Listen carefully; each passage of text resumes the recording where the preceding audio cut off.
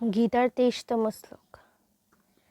ज्योत्समाननभिक्ख अहं य इति हत समागतः धातुराष्ट्रस्य दुर्बुद्धे युद्धे प्रियश्चिकिवः। অনুবাদ। ধৃতরাষ্ট্রের দুর্বুদ্ধি সম্পন্ন পুত্রকে সন্তুষ্ট করার বাসনা করে যারা এখানে যুদ্ধ করতে এসেছে তাদের আমি দেখতে চাই। তাৎপর্য: এই কথা সকলেরই জানা ছিল যে দুর্যোধন তার পিতা ধৃতরাষ্ট্রের সহযোগিতায় অন্যায়ভাবে পাণ্ডবদের রাজত্ব আত্মসাৎ করতে চেষ্টা করেছিল। তাই যারা দুর্যোধনের পক্ষে যোগ দিয়েছিল তারা সকলেই ছিল এক গোয়ালের গরু। যুদ্ধের প্রারম্ভে অর্জুন দেখে নিতে চেয়েছিলেন তারা কারা। কৌরবদের সঙ্গে শান্তিপূর্ণ মীমাংসা করবার সব রকম প্রচেষ্টা ব্যর্থ হবার ফলে কুরুক্ষেত্রের যুদ্ধের আয়োজন করা হয়। তাই সেই যুদ্ধক্ষেত্রে শান্তি প্রতিষ্ঠা করার কোনো রকম বাসনা অর্জুনের ছিল না। অর্জুন যদিও স্থির নিশ্চিতভাবে জানতেন জয় তার হবেই, কারণ শ্রীকৃষ্ণ তার পাশেই বসে আছেন। তবুও যুদ্ধের প্রারম্ভে তিনি শত্রুপক্ষের সৈন্যবল কতটা দেখে নিতে চেয়েছিলেন। 24তম শ্লোক। সঞ্জয় উবাচ এবমুক্তা হৃষীকেশো গুড়কেশন ভারতঃ সেনায়োরুভয়োর্মধ্যে স্থাপয়িত্বা রথোত্তমঃ। অনুবাদ। সঞ্জয় বললেন, হে ভরত বংশধর, অর্জুন কৃতক এভাবে আদিষ্ট হয়ে শ্রীকৃষ্ণ সেই অতি উত্তম রথটি চালিয়ে নিয়ে উভয় পক্ষের সৈন্যদের মাঝখানে রাখলেন। তাৎপর্য: এই শ্লোকে অর্জুনকে উড়াকেশ বলে অভিহিত করা হয়েছে। উড়াকা মানে হচ্ছে নিদ্রা, এবং যিনি নিদ্রা জয় করেছেন তাকে বলা হয় উড়াকেশ। নিদ্রা অর্থে অজ্ঞানতাকেও বোঝায়। অতএব শ্রীকৃষ্ণের বন্ধুত্ব লাভ করার ফলে অর্জুন নিদ্রা ও অজ্ঞানতাকে উভয়কেই জয় করেছিলেন। শ্রীকৃষ্ণের পরম ভক্ত অর্জুন এক মুহূর্তের জন্য শ্রীকৃষ্ণকে বিস্মিত হতেন না, কারণ এটিই হচ্ছে ভক্তের লক্ষণ। শয়নে অথবা জাগরণে ভক্ত ভগবানের নাম, রূপ, গুণ ও লীলা স্মরণে কখনো বিরত হন না। এভাবেই কৃষ্ণ ভক্ত সর্বদাই কৃষ্ণ চিন্তায় মগ্ন থেকে নিদ্রা ও অজ্ঞানতাকে জয় করতে পারেন। একেই বলা হয় কৃষ্ণ ভাবনা বা সমাধি। হৃষীকেশ অথবা সমস্ত জীবের ইন্দ্রিয় ও মনের নিয়ন্তা হবার ফলে শ্রীকৃষ্ণ অর্জুনের অভিপ্রায় বুঝতে পেরেছিলেন, কেন তাকে সৈন্যের মধ্যে রথ স্থাপন করতে বলেছেন। এভাবে অর্জুনের নির্দেশে পালন করার পর তিনি বললেন, ভীষ্ম দ্রোণ প্রমুখতঃ সর্বেষাং চ মহিষ্কৃতাং উবাচ পার্থ পশ্চেতান সমবেতান কুরুনীতি। অনুবাদ। ভীষ্ম, দ্রোণ প্রমুখ পৃথিবীর অন্য সমস্ত নৃপতিদের সামনে ভগবান হৃষীকেশ বললেন, হে পার্থ, এখানে সমবেত সমস্ত কৌরবদের দেখো। তাৎপর্য: সর্বজীবের পরমাত্মা শ্রীকৃষ্ণ জানতেন অর্জুনের মনে কী হচ্ছিল। এই প্রসঙ্গে তাকে হৃষীকেশ বলার মধ্যে দিয়ে বোঝানো হচ্ছে তিনি সবই জানতেন, তিনি সর্বজ্ঞ। এখানে অর্জুনকে পার্থ অথবা পৃথা বা কুন্তির পুত্র বলে অভিহিত করাটাও খুবই তাৎপর্যপূর্ণ। বন্ধু হিসেবে তিনি অর্জুনকে জানাতে চেয়েছিলেন যে যেহেতু অর্জুন হচ্ছেন তার পিতা বসুদেবের ভগ্নী পিতার পুত্র, তাই তিনি তার রথের সারথি হতে সম্মত হয়েছেন। এখন শ্রীকৃষ্ণ যখন বললেন, দেখো পার্থ, সমবেত ধাতুরাষ্ট্রগণ, তখন তিনি কি অর্থ করেছিলেন? সেই জন্যই কি অর্জুন সেখানে থমকে দাঁড়িয়ে পড়ে যুদ্ধ করতে অসম্মত হননি? পিতামহ ভীষ্ম, পিতৃতুল্য আচার্য দ্রোণ, এদের দেখে কি অর্জুনের হৃদয় আর্দ্র হয়ে ওঠেনি? কিন্তু শ্রীকৃষ্ণ তার পিতাশ্রী কুন্তী দেবীর পুত্র অর্জুনের কাছ থেকে এমন আচরণ কখনোই আশা করেননি। অর্জুনের মনের ভাব বুঝতে পেরে পরিহাস ছলে শ্রীকৃষ্ণ তার ভবিষ্যৎবাণী করলেন। 26তম শ্লোক। তথা পশ্চাৎ স্থিতান পার্থঃ পিতॄনত পিতামহান আচার্যান মাতুলান ভ্রাতৃন পুত্রান পৌত্রান সখীংস্তথা শ্বশুরান সুহৃদশ্চৈব সেনায়োরুভয়োরপি। অনুবাদ। তখন অর্জুন উভয় পক্ষের সেনাদলের মধ্যে পিতৃব্য, পিতামহ, আচার্য, মাতুল, ভ্রাতা, পুত্র, পৌত্র, শ্বশুর, মিত্র ও শুভাকাঙ্ক্ষীদের উপস্থিত দেখতে পেলেন। তাৎপর্য: যুদ্ধক্ষেত্রে অর্জুন সমস্ত আত্মীয় স্বজনকে দেখতে পেলেন। তিনি ভূরিশ্রবা আদি পিতৃবন্ধুদের দেখলেন। ভীষ্মদেব, সৌম্যদত্ত আদি পিতামহদের দেখলেন। দ্রোণাচার্য, কৃপাচার্য আদি শিক্ষাগুরুদের দেখলেন। শৌল, শকুনি আদি মাতুলদের দেখলেন। দুর্যোধন আদি ভাইদের দেখলেন। পুত্রতুল্য লক্ষণকে দেখলেন। অশ্বত্থামার মতো বন্ধুকে দেখলেন। কীর্তবর্মার মতো শুভাকাঙ্ক্ষীকে দেখলেন। এভাবে শত্রুপক্ষের সৈন্যদের মধ্যে তিনি কেবল আত্মীয় স্বজন ও বন্ধু বান্ধবদেরই দেখলেন। ২৭তম শ্লোক। তান সমীক্ষ্য কুন্তয়ঃ সর্বান বন্ধুবস্থিতান কৃপয়া পরয়াবিষ্ট বিষিদন্দিদমব্রবীৎ। অনুবাদ: যখন কুন্তিপুত্র অর্জুন সকল রকমের বন্ধু ও আত্মীয় স্বজনদের যুদ্ধক্ষেত্রে অবস্থিত দেখলেন, তখন তিনি অত্যন্ত কৃপাবিষ্ট ও বিষণ্ণ হয়ে বললেন। ২০তম শ্লোক। অর্জুন উবাচ দৃশ্যেমং স্বজনং কৃষ্ণ ইয়ুৎসমসমুপস্থিতং सीदन्ति मम गात्राणि মুখমশ্চ পরিশুষ্যতি। অনুবাদ: অর্জুন বললেন, হে প্রিয়বর কৃষ্ণ, আমার সমস্ত বন্ধু বান্ধব ও আত্মীয় স্বজনদের এমনভাবে যুদ্ধবিলাসী হয়ে আমার সামনে অবস্থান করতে দেখে আমার অঙ্গ প্রত্যঙ্গ অবশ হচ্ছে এবং মুখ শুষ্ক হয়ে উঠেছে। তাৎপর্য: যিনি প্রকৃত ভগবত ভক্ত, তার মধ্যে সদ্গুণগুলোই বর্তমান থাকে, যা সাধারণত দেবতা ও দৈব ভাবাপন্ন মানুষদের মধ্যে কেবল দেখা যায়। পক্ষান্তরে যারা অভক্ত, ভগবত বিমুখ, তারা জাগতিক শিক্ষা সংস্কৃতির মাপকাঠিতে যতই উন্নত বলে পতিত হোক, তাদের মধ্যে এই সমস্ত দৈব গুণগুলির প্রকাশ একেবারেই দেখা যায় না। সেই কারণেই যে সমস্ত হীন মনোভাবাপন্ন আত্মীয় স্বজন ও বন্ধু বান্ধবরা অর্জুনকে সব রকম দুঃখ কষ্টের মধ্যে ঠেলে দিতে কুণ্ঠ বোধ করেননি, যারা তাকে তার ন্যায্য অধিকার থেকে বঞ্চিত করবার জন্য এই যুদ্ধের আয়োজন করেছিল। এই যুদ্ধক্ষেত্রে তাদেরই দেখে অর্জুনের অন্তরাত্মা কেঁদে উঠেছিল। তার সপক্ষের সৈন্যদের প্রতি অর্জুনের সহানুভূতি ছিল অতি গভীর, কিন্তু যুদ্ধের পূর্ব মুহূর্তে এমনকি শত্রুপক্ষের সৈন্যদের দেখে এবং তাদের আসন্ন মৃত্যুর কথা ভেবে অর্জুন শোকাতুর হয়ে পড়েছিলেন। সেই গভীর শোকে তার শরীর কাঁপছিল, মুখ শুকিয়ে গিয়েছিল। কুরুপক্ষের এই যুদ্ধ লালাসা তাকে আশ্চর্য করেছিল।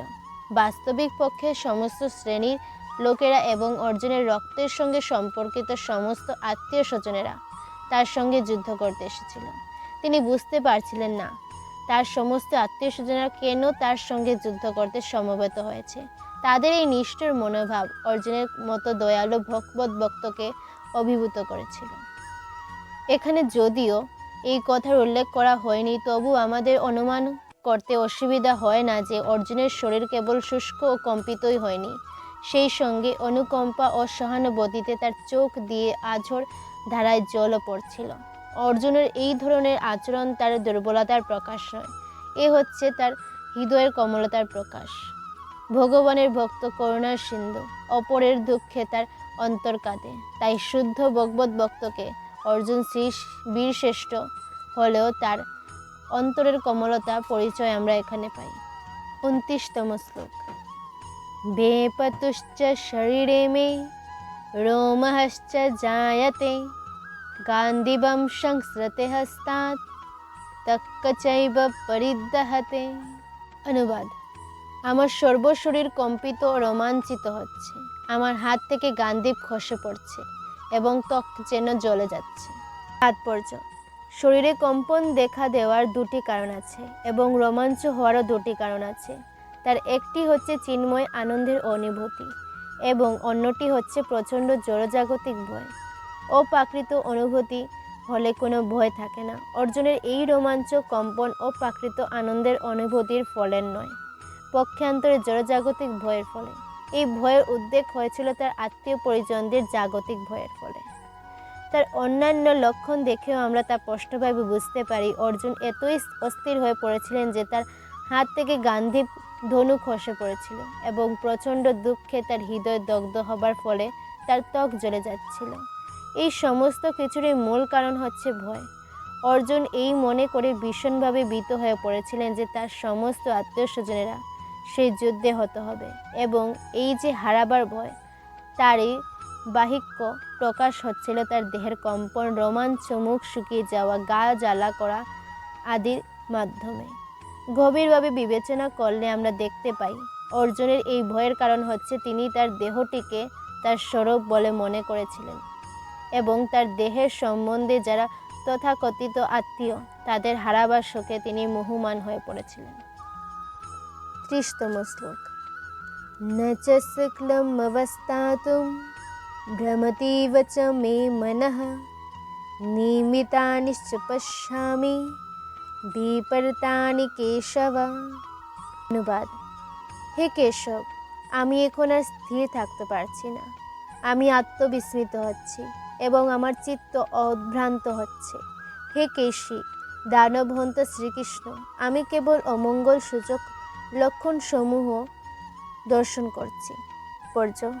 অর্জুন অস্থির হয়ে পড়েছিলেন, তাই তিনি যুদ্ধক্ষেত্রে থাকতে অক্ষম হয়ে পড়েছিলেন এবং তার মন এতই বিমর্ষ হয়ে পড়েছিল যে তিনি আত্মবিস্মৃত হয়ে পড়েছিলেন। জড়জগতের প্রতি অত্যাধিক আসক্তি মানুষকে মহাচূন্য করে ফেলে। এই ধরনের ভীতি ও আত্মবিস্মৃত তখনই দেখা দেয় যখন মানুষ জড়াশক্তির দ্বারা অত্যন্ত প্রভাবিত হয়ে পড়ে। অর্জুন অনুভব করেছিলেন এই যুদ্ধের পরিণতি হচ্ছে কেবল স্বজন হত্যা এবং এভাবেই শত্রু নিধন করে যুদ্ধে জয়লাভ করার মধ্যে কোনো সুখই তিনি পাবেন না। এখানে নিমিত্তানি বিপরীতানি কথাগুলি তাৎপর্যপূর্ণ। মানুষ যখন নৈরাশ্য ও হতাশার সম্মুখীন হয় তখন সে মনে করে আমার বেঁচে থাকার তাৎপর্য কী? সকলেই কেবল তার নিজের সুখ সুবিধার কথাই চিন্তা করে। ভগবানের বিষয়ে কেউ মাথা ঘামায় না। শ্রীকৃষ্ণের ইচ্ছাতেই অর্জুন তার প্রকৃত স্বার্থ বিষয়ে অজ্ঞতা প্রদর্শন করেছেন। মানুষের প্রকৃত স্বার্থ নিহিত রয়েছে বিষ্ণু অর্থাৎ শ্রীকৃষ্ণের মাঝে। মায়াবদ্ধ জীবেরা এই কথা ভুলে গেছে, তাই তারা নানাভাবে কষ্ট পায়। এই দেহাত্ম বুদ্ধির প্রভাবে মোহাচ্ছন্ন হয়ে পড়ার ফলে অর্জুন মনে করেছিলেন তার পক্ষে কুরুক্ষেত্রের যুদ্ধে জয়লাভ করাটা হবে গভীর মর্মবেদনার কারণ। 31তম শ্লোক। ন চ শ্রেয়োহন পশ্যামি হতাশজনমাহবে ন কাঙ্ক্ষে বিজয়ম কৃষ্ণ ন চ রাজ্যম সুখানিশ্চ। অনুবাদ: হে কৃষ্ণ, যুদ্ধে আত্মীয় স্বজনদের নিধন করা শ্রেয়স্কর দেখছি না। আমি যুদ্ধে জয়লাভ চাই না, রাজ্য এবং সুখ ভোগও কামনা করি না। মায়াবদ্ধ মানুষ বুঝতে পারে না তার প্রকৃত স্বার্থ নিহিত আছে বিষ্ণু বা শ্রীকৃষ্ণের মাঝে। এই কথা বুঝতে না পেরে তারা তাদের দেহজাত আত্মীয় স্বজনদের দ্বারা আকৃষ্ট হয়ে তাদের সাহচর্যে সুখী হতে চায়। জীবনের এই প্রকার অন্ধ ধারণার বশবর্তী হয়ে তারা এমনকি জাগতিক সুখের কারণগুলিও ভুলে যায়। এখানে অর্জুনের আচরণে আমরা দেখতে পাই তিনি তার ক্ষেত্র ধর্মও ভুলে গেছেন। শাস্ত্রে বলা হয়েছে 2 রকমের মানুষ দিব্য আলোকে অভ্যাসিত সূর্যলোকে উত্তীর্ণ হন। তারা হচ্ছেন 1 নম্বর শ্রীকৃষ্ণের অজ্ঞানুসারে যুদ্ধে অবতীর্ণ হয়ে যে ক্ষত্রিয় রণভূমিতে প্রাণ ত্যাগ করেন তিনি, এবং 2 নম্বর যে সর্বত্যাগী সন্ন্যাসী অধ্যাত্ম চিন্তায় গভীরভাবে অনুরক্ত তিনি। অর্জুনের অন্তঃকরণ এতই কোমল যে তার আত্মীয় স্বজনের প্রাণ হনন করা তো দূরের কথা, তিনি তার শত্রুকে পর্যন্ত হত্যা করতে নারাজ ছিলেন। তিনি মনে করেছিলেন তার স্বজনদের হত্যা করে তিনি সুখী হতে পারবেন না। যার ক্ষুধা নেই সে মনে রান্না করতে চায় না। অর্জুনও তেমনি যুদ্ধ করতে চাইছিলেন না। পক্ষান্তরে তিনি স্থির করেছিলেন অরণ্যের নির্জনতায় নৈরাশ্য পীড়িত জীবন অতিবাহিত করবেন। অর্জুন ছিলেন ক্ষত্রিয়। এই ধর্ম পালন করার জন্য তার রাজত্বের প্রয়োজন ছিল, কিন্তু ন্যায়সঙ্গতভাবে পাওয়া সেই রাজত্ব থেকে দুর্যোধন আদি কৌরবেরা তাকে বঞ্চিত করার ফলে সেই রাজ্য তার অধিকারে পুনঃপ্রতিষ্ঠা করার জন্য কৌরবদের সঙ্গে যুদ্ধ করা পরিচর্যা হয়ে পড়েছিল। কিন্তু যুদ্ধ করতে এসে তিনি যখন দেখলেন তার আত্মীয় স্বজনকে হত্যা করে সেই রাজ্য তার অধিকারের প্রতিষ্ঠা করতে হবে, তখন তিনি গভীর দুঃখে ওই নৈরাশ্য স্থির করলেন যে তিনি সব কিছু ত্যাগ করে বনবাসী হবেন। 31তম শ্লোক। কিমন রাজ্যং গোবিন্দ किम भाग्ये जीवितेन वा जेषामर्थे काङ्क्षितं नो राज्यं भुगः सुखानिश्च। 33तम श्लोक।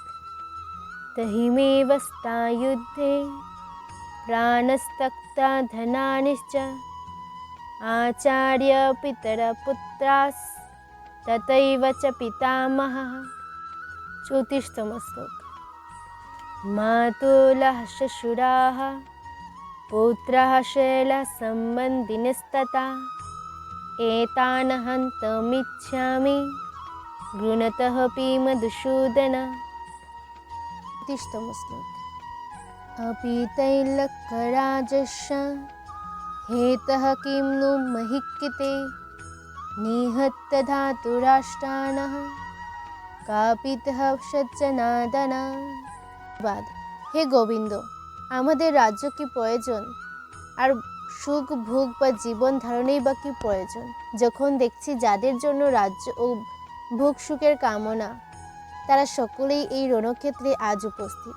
হে মধুসূদন, যখন আচার্য পিতৃব্য পুত্র পিতামহ মাতুল শ্বশুর পুত্র শ্যালক বা আত্মীয় স্বজন সকলের প্রাণ ও ধনাদির আশা পরিত্যাগ করে আমরা সামনে যুদ্ধে উপস্থিত হয়েছেন, তখন তারা আমাকে বধ করলেও আমি তাদের হত্যা করতে চাইব কেন?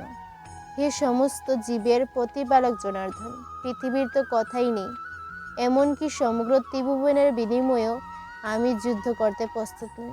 ধৃতরাষ্ট্রের পুত্রদের নিধন করে কি সন্তোষ আমার লাভ করতে পারবো? তাৎপর্য: অর্জুন শ্রীকৃষ্ণকে গোবিন্দ নামে সম্বোধন করেছেন, যেহেতু শ্রীকৃষ্ণ গো অর্থাৎ গরু ও ইন্দ্রিয়গুলিকে আনন্দ দান করেন।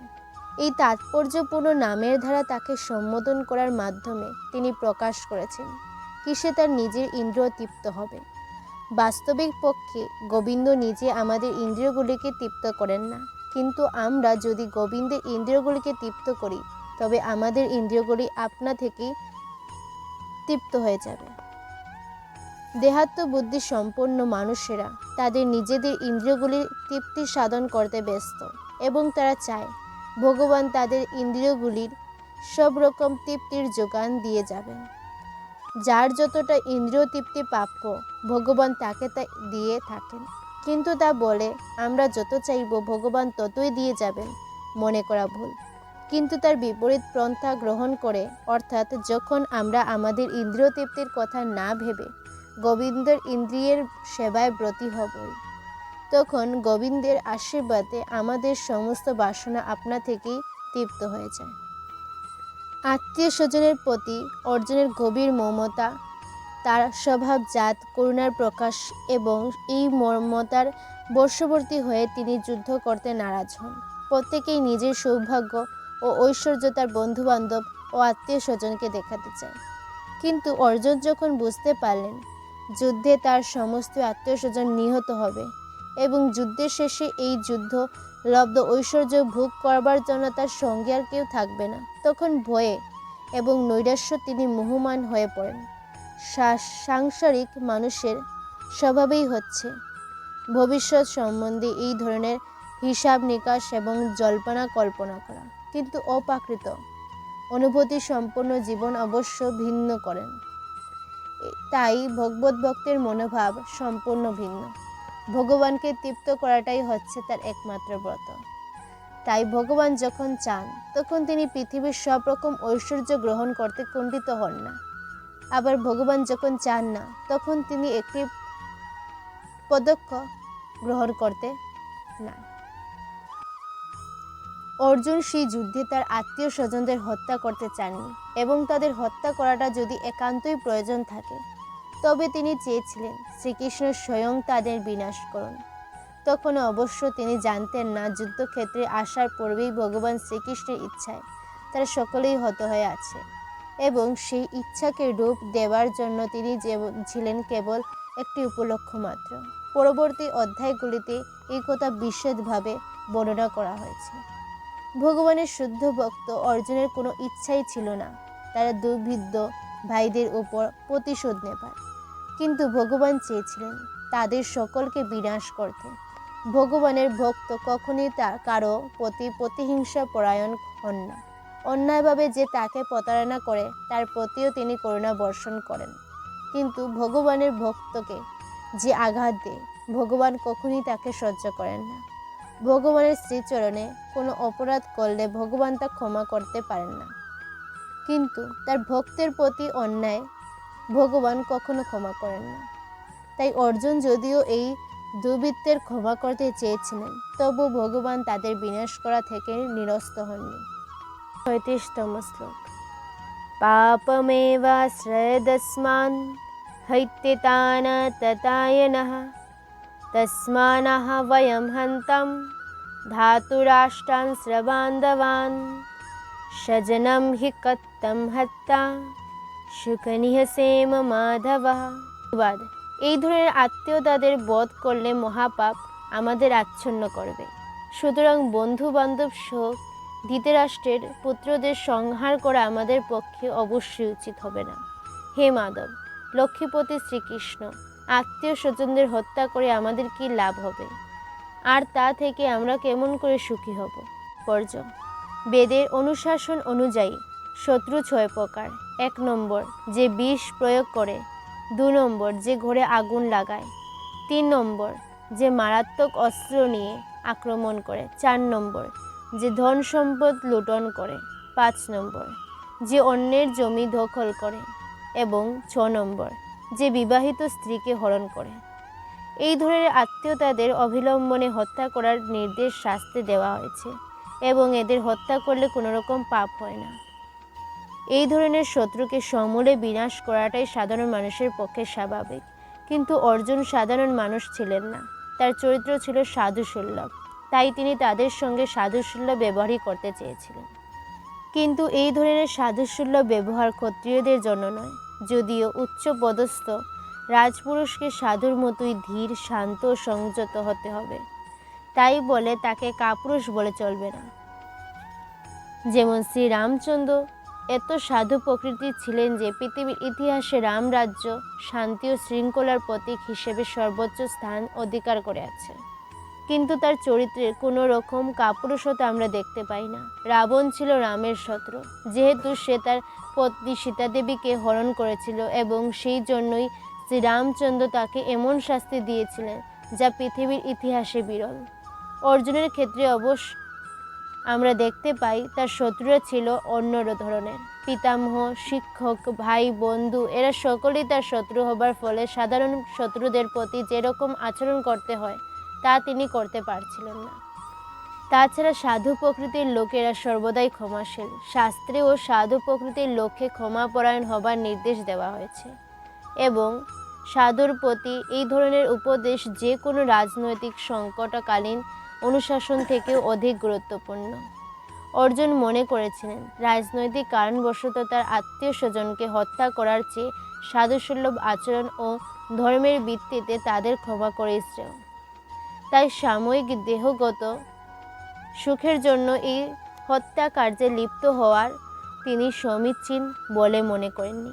তিনি বুঝেছিলেন রাজ্য ও রাজ্যসুখ অনিত্য, তাই এই ক্ষমাস্থায়ী সুখের জন্য আত্মীয় স্বজন হত্যার পাপে লিপ্ত হয়ে মুক্তির পথ চিরতরে রুদ্ধ করার ঝুঁকি তিনি কেন নেবেন? এখানে অর্জুন যে শ্রীকৃষ্ণকে মাধব অথবা লক্ষ্মীপতি বলে সম্বোধন করেছেন তা তাৎপর্যপূর্ণ।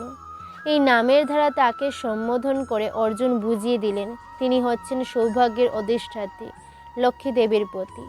তাই অর্জুনকে এমন কোনো কার্যে পরাচারিত করা তার কর্তব্য নয় যার পরিণতি হবে দুর্ভাগ্যজনক। শ্রীকৃষ্ণ অবশ্য কাউকেই দুর্ভাগ্য এনে দেন না, সুতরাং তার ভক্তের ক্ষেত্রে তো সেই কথা উঠেই না। ৩৮তম শ্লোক। যত্তপত ন পশ্যন্তি লোভপতঃ চেতস কুলক্ষয়কৃতম দোষম মিত্রদ্রোহে চ পাতকম। ৩০তম শ্লোক। কথম ন গয়মস্মাভিঃ পাপদস্মা নিবর্তিতুম কুলক্ষয়কৃতম দোষম প্রপশ্যাভির্জনার্দন। অনুবাদ: হে জনার্দন, যদিও এরা রাজ্যলোভে অভিভূত হয়ে কুলক্ষয় জনিত দোষ ও মিত্রদোহে নিমিত্ত পাপ লক্ষ্য করছে না, কিন্তু আমরা কুলক্ষয় জনিত দোষ লক্ষ্য করেও এই পাপ কর্মে কেন প্রবৃত্ত হব? তাৎপর্য: যুদ্ধে ও পাশা খেলায় আহ্বান করা হলে কোনো ক্ষত্রিয় বিদ্রোহী পক্ষের সেই আহ্বান প্রত্যাখ্যান করতে পারেন না। দুর্যোধন সেই যুদ্ধে অর্জুনকে আহ্বান করেছিলেন, তাই যুদ্ধ করতে অর্জুন বাধ্য ছিলেন। কিন্তু এই অবস্থায় অর্জুন বিবেচনা করে দেখলেন যে তার বিদ্রোহ পক্ষের সকলেই এই যুদ্ধের পরিণতি সম্বন্ধে একেবারেই অন্ধ হতে পারে, কিন্তু তা বলে তিনি এই যুদ্ধের অমঙ্গলজনক পরিণতি উপলব্ধি করতে পারার পর সেই যুদ্ধের আমন্ত্রণ গ্রহণ করতে পারবেন না। এই ধরনের আমন্ত্রণের বাধ্যবাধকতা তখনই থাকে যখন তার পরিণতি মঙ্গলজনক হয়, নতুবা এর কোনো বাধ্যবাধকতা নেই। এই সব কথা সুনিশ্চিতভাবে বিবেচনা করে অর্জুন এই যুদ্ধ থেকে নিরস্ত থাকতে মনস্থির করেছিলেন। 39তম শ্লোক। কুলক্ষয় প্রণশন্তি কুলোদ্ধর্মঃ সনাতনঃ ধর্মে নষ্টে কুলম কৃৎস্নং ধর্মঃ বিবর্ততে। কুলক্ষয় হল সনাতন কুল ধর্ম বিনষ্ট হয় এবং তা হলে সমগ্র বংশ অধর্মে বিবত হয়। বনাশ্রম সমাজ ব্যবস্থায় অনেক রীতিনীতি ও আচার অনুষ্ঠানের নির্দেশ দেওয়া আছে, যা পরিবারের প্রতিটি লোকের যথাযথ প্রাথমিক উন্নতি সাধনে সহায়তা করে। পরিবারের প্রবীণ সদস্যরা পরিবারভুক্ত অন্য সকলের জন্ম থেকে আরম্ভ করে মৃত্যু পর্যন্ত শুদ্ধিকরণ সংস্কার দ্বারা তাদের যথাযথ মঙ্গল সাধন করার জন্য সর্বদাই তৎপর থাকেন। কিন্তু এই সমস্ত প্রবীণ লোকদের মৃত্যু হলে মঙ্গলজনক এই সমস্ত পারিবারিক প্রথাকে রূপ দেওয়ার মতো কেউ থাকে না। তখন পরিবারের অল্প বয়স্ক সদস্যরা অমঙ্গলজনক কাজকর্মে লিপ্ত হয়ে পড়ে এবং তার ফলে তাদের আত্মার মুক্তির সম্ভাবনা চিরতরে নষ্ট হয়ে যায়। তাই কোনো কারণেই পরিবারের সদস্যদের হত্যা করা উচিত নয়। 20তম শ্লোক। অধর্মাভিভবাৎ কৃষ্ণ প্রদূষন্তি কুলস্ত্রিয়ঃ স্ত্রীষু দুষ্টার্ষু বাঞ্ছয়া জায়তে বন্য শঙ্করঃ। অনুবাদ: হে কৃষ্ণ, কুল অধর্মের দ্বারা অভিভূত হলে কুলবধূগণ বেবিচারে পবিত্র হয় এবং হে বাঞ্জেয়, কুলস্ত্রীগণ অসৎ চরিত্রা হলে অবাঞ্ছিত প্রজাতি উৎপন্ন হয়। তাৎপর্য: সমাজের প্রতিটি মানুষ যখন সৎ জীবনযাপন করে তখনই সমাজে শান্তি ও সমৃদ্ধি দেখা দেয় এবং মানুষের জীবন অপ্রাকৃত ঐশ্বর্যে পরিণত হয়। বনাশ্রম প্রথার মুখ্য উদ্দেশ্য ছিল সমাজ ব্যবস্থাকে এমনভাবে গড়ে তোলা যার ফলে সমাজের মানুষরা সৎ জীবনযাপন করতে সর্বতোভাবে প্রাথমিক উন্নতি লাভ করতে পারে। এই ধরনের সৎ জনগণ তখন উৎপন্ন হন যখন সমাজের স্ত্রীলোকেরা সৎ চরিত্রবতী ও সত্যনিষ্ঠ হয়। শিশুদের মধ্যে যেমন অতি সহজেই বিপদগামী হবার প্রবণতা দেখা যায়, স্ত্রীলোকেদের মধ্যেও তেমন অতি সহজেই অধঃপতিত হবার প্রবণতা থাকে। তাই শিশু ও স্ত্রীলোক উভয়দেরই পরিবারের প্রবীণদের কাছে থেকে প্রতিরক্ষা ও তত্ত্বাবধানের একান্ত প্রয়োজন। নানা রকমের ধর্মীয় অনুষ্ঠানে নিয়োজিত করার মাধ্যমে স্ত্রীলোকদের চিত্তবৃত্তিকে পবিত্র নির্মল রাখা হয় এবং এভাবেই তাদের ব্যভিচারী মনোবৃত্তিকে সংযত করা হয়। চাণক্য পণ্ডিত বলে গেছেন, স্ত্রীলোকেরা সাধারণত অল্প বুদ্ধি সম্পন্না, তাই তারা নির্ভরযোগ্য অথবা বিশ্বস্ত নয়। সেই জন্য তাদের পূজার্চনা আদি গৃহস্থাদির নানা রকম ধর্মানুষ্ঠানে সবসময় নিয়োজিত রাখতে হয় এবং তার ফলে তাদের ধর্মে মতি হয় এবং চরিত্র নির্মল হয়। তারা তখন চরিত্রবান ধর্মপরায়ণ সন্তানদের জন্ম দেয়, যারা হয় বর্ণাশ্রম ধর্ম পালন করার উপযুক্ত। বর্ণাশ্রম ধর্ম পালন না করলে স্বভাবতই স্ত্রীলোকেরা অবধে পুরুষদের সঙ্গে মেলামেশা করতে শুরু করে এবং তাদের ব্যভিচারের ফলে সমাজে অবাঞ্ছিত সন্তানদের জন্ম হয়। দায়িত্বজ্ঞান শূন্য লোকদের পৃষ্ঠপোষকতায় যখন সমাজে ব্যভিচার প্রকট হয় এবং অবাঞ্ছিত মানুষের সমাজ ছেড়ে যায়, তখন মহামারী ও যুদ্ধ দেখা দিয়ে মানব সমাজকে ধ্বংসমুখ করে তোলে। 41তম শ্লোক। শঙ্কর নরকায়ব কুলগ্রাণম কুলস্য চ পতন্তি পিতরঃ শাম লুপ্তপিণ্ড দকক্রিয়া। অনুবাদ: বর্ণসংকর উৎপাদন বৃদ্ধি হলে কুল ও কুলঘাতকেদের নরকগামী হয়। সেই কুলে পিণ্ডদান ও তর্পণ ক্রিয়া লুপ্ত পাওয়ার ফলে তাদের পিতৃপুরুষরা নরকে অর্ধপতিত হয়। তাৎপর্য: কর্মকাণ্ডের বিধি অনুসারে পিতৃপুরুষের আত্মাদের প্রতি পিণ্ডদান ও জল উৎসর্গ করা প্রয়োজন। এই উৎসর্গ সম্পন্ন করা হয় বিষ্ণুকে পূজা করার মাধ্যমে, কারণ বিষ্ণুকে উৎসর্গিত প্রসাদ সেবন করার ফলে সমস্ত পাপ থেকে মুক্তি লাভ হয়।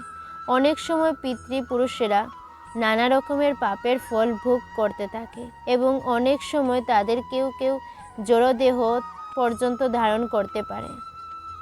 শুষ্ক হৃদয়ে প্রেতাত্মাদের থাকতে বাধ্য করা হয়।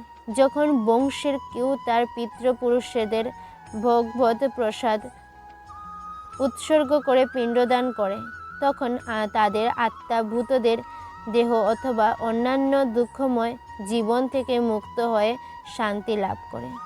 পিতৃপুরুষদের আত্মার সদগতির জন্য এই পিণ্ডদান করাটা বংশানুক্রমিক রীতি। তবে সে সমস্ত লোক ভক্তিযোগ সাধন করে, তাদের এই অনুষ্ঠান করার প্রয়োজন নেই। ভক্তিযোগ সাধন করার মাধ্যমে ভক্ত শত সহস্র পূর্বপুরুষের আত্মার মুক্তি সাধন করতে পারেন। 42তম শ্লোক। দৈশৈরৈত্যঃ কুলঘ্রাণম বর্ণশঙ্করকারকৈঃ উৎসাদন্তে জাতিধর্মঃ কুলধর্মাশ্চ শাশ্বতঃ। অনুবাদ: যারা বংশের ঐতিহ্য নষ্ট করে এবং তার ফলে অবাঞ্ছিত সন্তানাদি সৃষ্টি করে, তাদের কুল কর্মজনিত দোষের ফলে সর্বপ্রকার জাতীয় উন্নয়ন প্রকল্প এবং বংশের কল্যাণ ধর্ম উৎসন্নে যায়। তাৎপর্য: সনাতন ধর্ম বা বর্ণাশ্রম ধর্মের মাধ্যমে সমাজ ব্যবস্থায় যে 4টি বর্ণের উদ্ভব হয়েছে তার মূল উদ্দেশ্য হচ্ছে মানুষ যাতে তাদের জীবনের চরম লক্ষ্য মুক্তি লাভে সক্ষম হয়। তাই সমাজের দায়িত্ব জ্ঞান শূন্য নেতাদের পরিচালনায় যদি সনাতন ধর্মের যথাযথ আচরণ না করে হয়, তবে সমাজে বিশৃঙ্খলা দেখা দেয় এবং ক্রমে ক্রমে মানুষ তাদের জীবনের চরম লক্ষ্য বিষ্ণুকে ভুলে যায়। এই ধরনের সমাজ নেতাদের বলা হয় অন্ধ, এবং যারা এদের অনুসরণ করে তারা অবধারিতভাবে অন্ধকূপে পতিত হয়। 43তম শ্লোক। উৎসন্নকলধর্মাণং মনুষ্যানাম জনার্দন নরকে নিয়তং বাসো ভবতীত্যু ন শ্রুতম। অনুবাদ: হে জনার্দন, আমি পরম্পরাক্রমে শুনছি যে যাদের কুলধর্ম বিনষ্ট হয়েছে তাদের নিয়ত নরকে বাস করতে হয়। অর্জুনের সমস্ত যুক্তি তর্ক তার নিজের অভিজ্ঞতার উপর প্রতিষ্ঠিত নয়। পক্ষান্তরে তিনি সাধু সন্ত আদি মহাজনদের কাছ থেকে আহরণ করা জ্ঞানের ভিত্তিতে এই সমস্ত যুক্তির অবধারণা করেছিলেন। প্রকৃত জ্ঞান উপলব্ধি করেছেন যে মানুষ তার তত্ত্বাবধানে এই জ্ঞান শিক্ষালাভ না করলে এই জ্ঞান আহরণ করা যায় না। বর্ণাশ্রম ধর্মের বিধি অনুসারে মানুষকে মৃত্যুর পূর্বে তার সমস্ত পাপ মোচনের জন্য কতগুলি প্রায়শ্চিত বিধি পালন করতে হয়। যেসব সময় পাপ কার্যে লিপ্ত থেকে জীবন অতিবাহিত করেছে তার পক্ষে এই বিধি অনুসরণ করে প্রায়শ্চিত করাটা অবশ্য কর্তব্য। প্রায়শ্চিত না করলে তার পাপের ফলস্বরূপ মানুষ নরকে পতিত হয়, নানা রকম দুঃখ কষ্টে ভোগ করে। 44তম শ্লোক। অহো বত মহৎ পাপম কথুম ব্যবস্থিত বয়ম यद राज्य सुख लोभेन हंतम सजन मुद्रतः। অনুবাদ: হায়, কি আশ্চর্যের বিষয় যে আমরা রাজ্য সুখের লোভে স্বজনদের হত্যা করে উদ্যত হয়ে মহাপাপ করতে সংকল্পবদ্ধ হয়েছি। স্বার্থ সিদ্ধির জন্য মানুষকে মাতা পিতা ভাই বন্ধুকে হত্যা করতে দেখা যায়। পৃথিবীর ইতিহাসে এর অনেক নাজির আছে, কিন্তু ভগবত ভক্ত অর্জুন সর্বদা নৈতিক কর্তব্য ও কর্তব্যের প্রতি সচেতন। তাই তিনি এই ধর্মের কার্যকলাপ থেকে বিরত থেকেই শ্রেয় বলে মনে করেছেন। 40তম শ্লোক। यदि मामपत्तिकारं शस्त्रं शस्त्रप्राणयः धातुराष्ट्रारणे हन्युस् तन्मे क्षेमतरं भवेत्। অনুবাদ: প্রতিরোধ রহিত ও নিরস্ত অবস্থায় আমাকে যদি শস্ত্রধারী ধৃতরাষ্ট্রের পুত্রেরা যুদ্ধে বধ করে তাহলে আমার অধিকতর মঙ্গলই হবে। তাৎপর্য: ক্ষত্রিয় রণনীতি অনুসারে নিয়ম আছে, শত্রু যদি রণস্ত্র হয় অথবা যুদ্ধে অনিচ্ছুক হয় তবে তাকে আক্রমণ করা যাবে না। কিন্তু অর্জুন স্থির করলেন যে এই রকম বিপজ্জনক অবস্থায় তার শত্রুরা যদি তাকে আক্রমণ করে তবুও তিনি যুদ্ধ করবেন না। তিনি বিবেচনা করে দেখলেন না শত্রুপক্ষে যুদ্ধ করতে কতটা আগ্রহী ছিল। অর্জুনের এই ধরনের আচরণ ভগবত ভক্ত চিত্ত কমল হৃদয় বৃদ্ধির পরিচায়ক। 46তম শ্লোক। সঞ্জয় উবাচ এব মুক্তা জনঃ সংখ্যে রথপস্ত উপাবিশৎ বিসৃজ্য শশরম চাপম সখ্যসম্বিঘ্নমানসঃ। অনুবাদ: সঞ্জয় বললেন, রণক্ষেত্রে এই কথা বলে অর্জুন তার ধনুর্বাণ ত্যাগ করে সুখে ভারাক্রান্ত চিত্তে রথোপরি উপবেশন করলেন। তাৎপর্য: শত্রু সৈন্যকে নিরীক্ষণ করতে অর্জুন রথের উপর দাঁড়িয়ে পড়েছিলেন, কিন্তু তিনি সুখে এতই মোহবান হয়ে পড়েছিলেন যে তার গান্ডীব ধনু ও অক্ষয় তনু ফেলে দিয়ে তিনি রথের উপর বসে পড়লেন। এই ধরনের কমল হৃদয় বৃদ্ধি সম্পন্ন মানুষই কেবল ভগবত ভক্তি সাধন করার মাধ্যমে সমগ্র জগতের যথাযথ মঙ্গল সাধন করতে পারেন।